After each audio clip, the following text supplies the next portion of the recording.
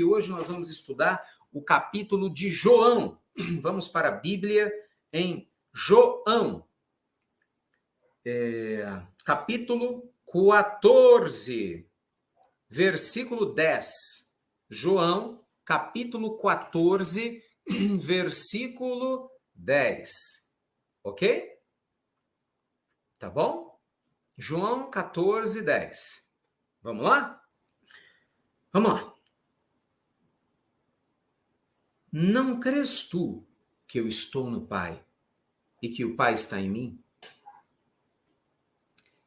Não crês tu, diz Jesus para os discípulos, que eu estou no Pai e que o Pai está em mim? As palavras que eu vos digo, não as digo de mim mesmo, mas o Pai que está em mim é quem faz as obras. Crede-me, estou no Pai e o Pai em mim. Crede-me, ao menos, por causa das mesmas obras. Na verdade, vos digo que aquele que crê em mim fará as obras que eu faço. Olha a promessa de Jesus, hein? Aquele que crê em mim também fará as obras que eu faço. E as fará maiores ainda que estas, porque eu vou para meu Pai. Olha a promessa que Jesus fez, dizendo que quem realmente crê nele vai fazer coisas muito mais incríveis do que ele próprio fez. E tudo quanto pedirdes em meu nome, eu o farei, para que o Pai seja glorificado no Filho. Se pedirdes alguma coisa em meu nome, eu o farei. Ele afirma 2 vezes que faria aquilo que a gente pede no nome dele. Mas vamos entender como é que esse pedido é feito, né? Se me amais, guardais os meus mandamentos. Uau! Esse é um dos trechos da história de Jesus, na minha opinião, mais impactantes. Isso aqui, assim, dá um seminário mega ultra profundo, né? Só esses versículos aqui que eu li para vocês, né? Esses 5 versículos que eu li para vocês, cada um deles. Você vê que aqui Jesus ele faz uma promessa mediúnica e de capacidade incrível de realização. Porque ele fala que a gente poderia fazer aquilo que ele fez e muito mais. E, obviamente, ele fez questões incríveis do ponto de vista mediúnico, mas ele impactou o coração humano. E se ele prometeu, ele deve estar tentando dizer alguma coisa com isso, obviamente. Ele diz que tudo aquilo que a gente pedir a ele, a Deus, em nome dele, nos será concedido. Mas ele começa falando o quê? Que nós temos que crer nele. E aí começa a história toda. O que é crer em Deus, em Jesus? O que é pedir a Deus e a Jesus? Como é que isso funciona, né? O que o mundo espiritual nos diz? Gente, é óbvio que muita gente fala assim, eu creio em Deus, né? Eu rezo todo dia, eu faço as minhas orações, eu vou na igreja, eu vou no culto, eu vou no centro, né? Eu rezo na minha casa, eu medito todo dia, eu leio livros. Então a pessoa tem, digamos, um ritual, né, de contato com ensinamentos sagrados, o que é muito importante. E aí, na cabeça dessa pessoa, simplesmente isso é crer. Não, eu creio em Deus, sim. Se Deus quiser, tudo vai dar certo. Vai com Deus, meu filho. E a pessoa fala, Deus, obrigado. Pois é, gente, mas esse crer que Jesus se refere, não é esse crer que a gente acredita normalmente. Porque esse crer que a gente acredita é um crer do intelecto, né? É um crer do, não, eu acredito que existe. Tá, mas isso não quer dizer nada se você não viver a sua crença. O que faz com que o nosso crer se torne uma transformação é exatamente a aplicação na nossa vida e o impacto de mudanças que isso traz. Então, crer em Deus, em Jesus, não é orar com a boca, é orar com a vida. É crer com a nossa forma de viver. Não são as palavras soltas ao vento que vão ter a vibração superior de mexer com o fluido cósmico universal, né? E, consequentemente, mudar estruturas físicas, materiais, existenciais na nossa vida. Então, isso é um ponto muito grande, né? Porque muita gente fala assim, mas olha, eu perdi minha fé porque tem 20 anos que eu vou na igreja, 30 anos que eu faço não sei o quê. Então, na cabeça da pessoa, a repetição de alguns hábitos que são importantes é o suficiente para crer. Não, não é. Não tem nada a ver uma coisa com a outra. Nada a ver uma coisa com a outra. Aliás, até o oposto, né? Tem gente que é analfabeto e crê mais do que eu e você que estamos aqui estudando, lendo livro. Porque a fé da pessoa transforma a vida dela. Ela é tão conectada na forma dela de viver, respeitando a natureza, os animais, as pessoas, né, passando por dores, dificuldades com sabedoria, que mesmo sem saber falar direito, né, o idioma que ela eventualmente fale, mesmo sem ler livros, sem nada, ela vive uma vida tão robusta, tão linda, que a vibração que ela emite é extraordinária. Você acha que ela não crê mais em Deus do que necessariamente alguém que só lê e não vive? Entendeu? Então começa a analisar isso. Você tem essa onda de falar, mas eu rezo muito, não acontece muita coisa comigo, não. Então não é só rezar que funciona. E aí Jesus continua, né? Dizendo, ó, que pedires em meu nome vos será concedido. Mas é a mesma coisa. Aí muita gente acha que pedir é isso. Não, mas eu estou rezando todo dia, estou pedindo, oh meu Deus, eu quero um emprego. Oh meu Deus, eu quero uma pessoa especial para mim. Oh meu Deus, eu quero. Mas a pessoa pede com medo de não receber, acha que não merece, pede, mas tem dúvida se isso realmente vai ser útil ou não vai ser útil. Então a gente precisa entender que existe uma conexão de entrega, né? Isso faz uma diferença muito grande. Pedir a Deus não só com as palavras, com a alma. Tem uma história linda que eu queria contar para vocês do Chico. Em determinado momento, o Chico já morava em Uberaba, já mais idoso, né? Quase 70 anos, ele ainda sofreria infarto, né? Teria problemas físicos muito graves. O Chico sempre tomou remédio controlado. E em um determinado momento, um dos seus médicos recomendou para ele, me falha a memória, o doutor Eurípides Tarran recomendou para ele um medicamento que ele precisava tomar. Esse medicamento era importante, só que ele não achava em lugar nenhum. Né? Era um medicamento complicado. Procurou num lado, do outro e nada. E ele preocupado, né? Porque fisicamente, como ele estava às vezes comprometido, ele não conseguia trabalhar. Gente, o nível de consciência do Chico era muito interessante. O Chico ele vivia numa consciência de doação tão grande que a felicidade dele era doar. Então ele não pedia coisas por si, ele queria estar bem para os outros, que é a vibração do amor. Por isso que a gente aprende que quando a gente cuida da gente só para a gente é egoísmo. Mas se você cuida de você para que você esteja melhor para amar mais, isso é generosidade. E o Chico vivia isso. Então, olha que interessante. O Chico ele tinha um hábito, né, de escrever para algumas pessoas. As pessoas mandavam mensagens para ele e ele respondia as cartinhas que recebia. Os amigos ajudavam a responder as cartas. Me falha a memória que os domingos de manhã era o dia que ele respondia as cartas, né? Milhares, imagina que loucura, que difícil devia ser, para que ninguém ficasse sem resposta. Na medida do possível, ninguém ficasse sem resposta. E aí, muitas vezes ele mandava telegrama. Lembra do telegrama? Lembra do telegrama? Né? Faz tempo isso, né? Quando chegava um telegrama em casa, a gente tremia na base, né? Ou era uma notícia muito ruim ou era uma notícia muito boa. Lembra disso ou não? Eu, criança, telegrama, quando chegava em casa, eu ficava esperando, a gente muito pobre, né? Aí a minha avó, minha vovó Carmelita, mãe da minha mãe, ela costurava, ela era costureira. Então ela costurava umas roupas, e aí quando as roupas ficavam prontas, ela fazia um pacote, botava no correio, lá em Pernambuco, e a gente mudou demais. Então, quando chegava, aí tinha um telegrama, né? Falando, olha, tem uma encomenda para você. Nossa, eu ficava lá expectativa, né? Era para minha mãe, obviamente. Assim, não, o que será que a vovó mandou, né? Aquela coisa do qual a roupa que eu vou ganhar, né? E a gente vestia, porque meu pai mal ganhava para a gente poder comer. Então, quando a vovó podia, né, costurar e mandar as roupas, isso fazia diferença. Eu lembro do telegrama por causa disso. Mas então o Chico mandava os telegramas.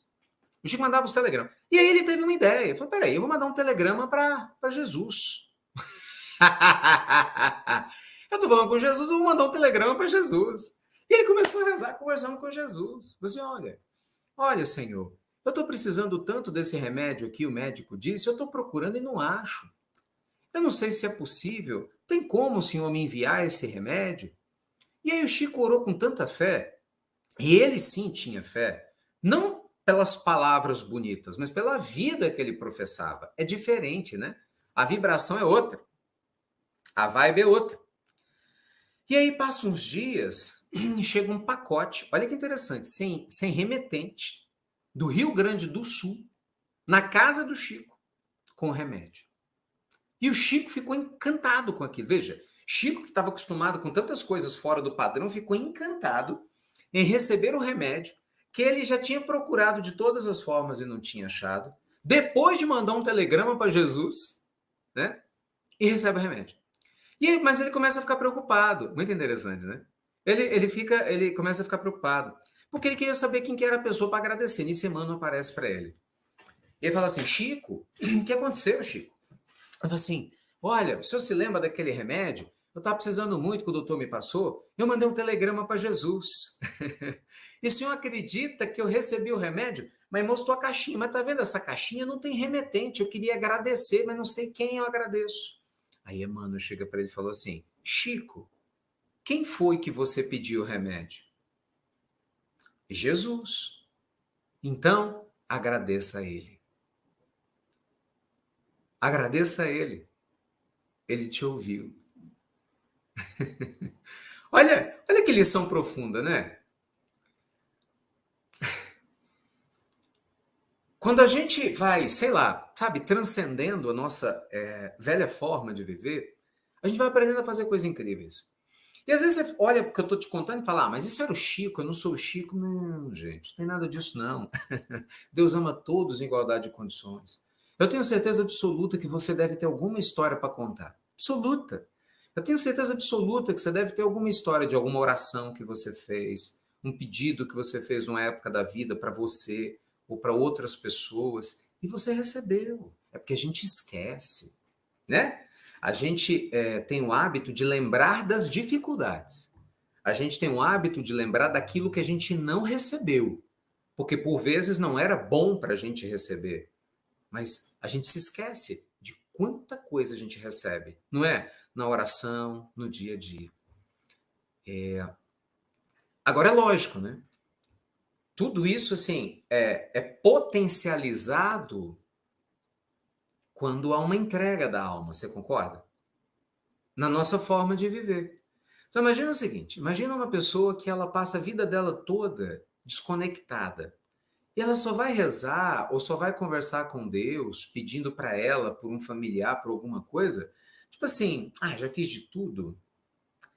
Claro que o Senhor da vida escuta, porque ele é pai, é mãe, ele conhece a gente, mas e o mérito? Então, eventualmente, existe a misericórdia divina, a intercessão, até para ver se aumenta a fé de um sujeito que não tem vivido bem a sua vida? Existe. Mas não é a regra. A regra que Jesus ensinou não é essa. A regra é: viva a sua vida da melhor maneira possível. Sabe? Mande um telegrama constante para o Cristo, na sua forma de viver. Lembra? O bicho pegou, hashtag chama o sócio. É essa maneira de viver. Sabe? É essa construção, gente, que está ao nosso redor, que nos auxilia a ir além das nossas dúvidas, dos nossos medos, vai nos ajudar. Isso faz sentido? Faz. Porque pensa assim, dias difíceis, todo mundo passa. E para você chegar nos dias bons, você tem que suportar e passar pelos dias difíceis. Se você desistir no dia difícil, você não vai chegar no dia bom. Imagina a pessoa que eventualmente abandonasse a vida ou desistisse porque não gosta de chuva, não teria chegado hoje, no dia do sol. Presta atenção nisso. Às vezes você passa, né, uma dificuldade gigantesca na área afetiva, né? Teve uns quiprocó danado, uns tribufu que cruzou teu caminho aí. Ou você foi tribufu na vida de alguém. Sabe, foi aprendendo, e de repente você fala, mas eu não vou desistir do amor, eu não vou desistir de ser uma pessoa correta, sabe? Eu não vou desistir. E de repente, pum, você encontra o companheiro, a companheira, enfim, a experiência, né, que a sua alma precisa e vive algo lindo e maravilhoso. Olha como isso é profundo. Concorda? Olha como isso é profundo. Mas para você chegar nessa experiência profunda, você teve que passar pelos dias difíceis. Às vezes você está numa dificuldade, desemprego, trabalho entra, trabalho sai, sabe aquela loucura toda? Mas se você não desistir, muitas vezes lá na frente, você vai ser contratado por alguém, ou você vai encontrar um emprego legal, você abre uma empresa e melhora a tua vida financeira, mas você tem que passar pelos dias difíceis para chegar nos dias de sol, vamos chamar assim. Não é? Saúde é a mesma coisa. Você vê quantas vezes a gente está com um problema de saúde grave. Nossa, vai no hospital, enfrenta fila, faz exame que dói, fura, toma injeção, né, picada de tudo, né? E aquela loucura toda. Às vezes compra um remédio, não pode, remédio é caro, passa pela dor, é cólica, é dor no canto, depende, né, do problema que a pessoa tem medo, será que vai dar certo, não vai? Mas você acredita, você fala, não, Deus está comigo, eu vou vencer, meu Deus me ajuda. E você não desiste. Até que, de repente, ou você encontra alívio, ou até cura. E aí você olha para trás e fala, graças a Deus eu não desisti. Não é? Eu conheci algumas pessoas que passaram por tratamentos de câncer. E graças a Deus fizeram quimio, fizeram rádio, tiveram as dificuldades típicas, perderam o cabelo, tiveram dificuldades, vomitavam demais, mas estão no processo de remissão linda. A pessoa fala, graças a Deus eu não desisti. Eu passei por isso. Quer dizer, para você chegar num dia bom, você vai passar por dias difíceis, eu e você vamos. Não é? E o que o Evangelho está trazendo para nós é o apoio para a gente passar pelos dias difíceis, para a gente merecer os dias de luz. Então o Evangelho, ele tira da gente o medo dos dias difíceis. Você está entendendo? Então o que Jesus está contando para nós, nesse trecho do Evangelho de João, quem chegou agora, eu estou estudando hoje João aqui, ó, João 14, do versículo 10 ao versículo 15, é isso. É a gente começar a se conectar de tal forma com Deus, com Jesus, com a espiritualidade superior, de maneira que nos dias difíceis a gente esteja ainda mais conectado com a nossa fé. Às vezes dá vontade de desistir, claro que dá. Não vou desistir, suicidar. Não, às vezes desistir. Às vezes vou desistir desse trabalho. Vou desistir desse meu filho. Sai. Você vai desistir desse casamento. Vou desistir desse tratamento. Entendeu? Desistir. Às vezes você está tentando um concurso, uma coisa que você quer. Não vou desistir. Calma. Calma. Calma. Não deixe os dias difíceis interferir na sua visão da vida. Tudo é sagrado, gente. Tudo é sagrado. Você entende isso? Tudo é sagrado. Quando a gente tem um olhar sacro para todas as coisas, a gente começa a ver o sagrado em absolutamente tudo.